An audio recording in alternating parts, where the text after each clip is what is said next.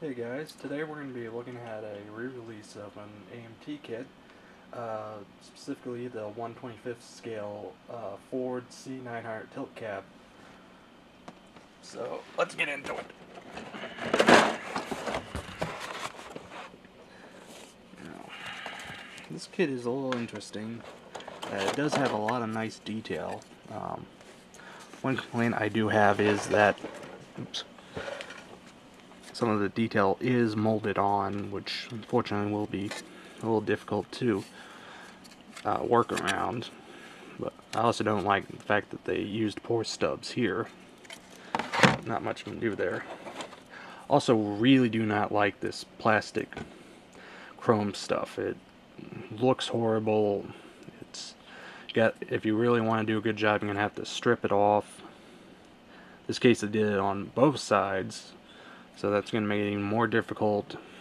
And yeah, it's just a pain to work with. And what's more, in this case at least, it feels a little greasy and oily, so that's going to make it even more difficult. But there are ways to strip it and get it off. It's just going to be a pain to do. Here we have the single clear piece, which they did as just an insert that goes into the cab here, which is one way to do it. May have been a little better looking if they did it as individual pieces. Moving on, we have the engine, which is fully detailed. It's nicely rendered. All various little parts that go to it are here, including what looks like possibly some of the transmission. But yeah, definitely nicely detailed there. Here we have some of the frame parts that go into the assembly, which again, nicely detailed. Some of this may not show up that well on camera, some because of the white color, and some of that gets lost, unfortunately. But here we have the cabin. There is some molded on detail. Again, even just by the naked eye, it's hard to tell, and if it shows up on camera,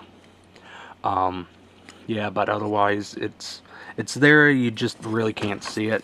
Here we have the dash. Instruments are fairly well done. Again, you may not be able to see it that well, but it's fairly well done. A little disappointing here in the mud flaps, as they are overly thick for this scale, and would have been nicer done in a different material. Some of the material to the wheels that I'll get to in a sec, but here we have more of the structure as well as more of the wheel parts, brakes, and so forth. Now, with this kit, you also get 6 sort of rubbery tires. They're very nicely done. I mean, there's a lot of detail on these that came out very well, fully treaded. A little bit of a mold line on some of these, but that's something that'd be fairly easy to clean up. Excuse me. Now here we have the clear parts, and this is where they did a pretty bad job, as the clear is not very clear. I mean, it's very thick, and basically it doesn't look that great. I think they definitely could have done a better job in that respect.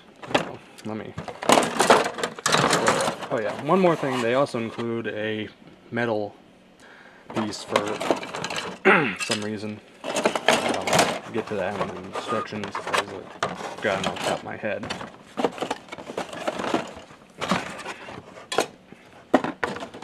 But moving on to the instructions. Again, it simply starts with the engine, which is, as I said, fairly detailed, so it's a fairly complicated build process. But definitely will pay off in the end, as it is going to build up a very nicely detailed engine. As I said, there's spurs detailing the cabin,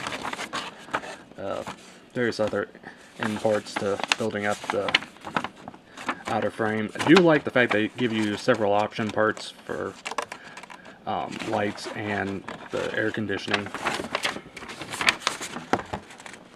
But one thing they did not include was any type of paint guide, so you're gonna have to figure that one out yourself. Here we go. They included that part as an axle for the back wheels. But yeah, overall this is definitely not a build for a beginner modeler, as it's a little more involved, and I would definitely say that it's an interesting build, but definitely not for beginners. It's something if you have some experience to tackle.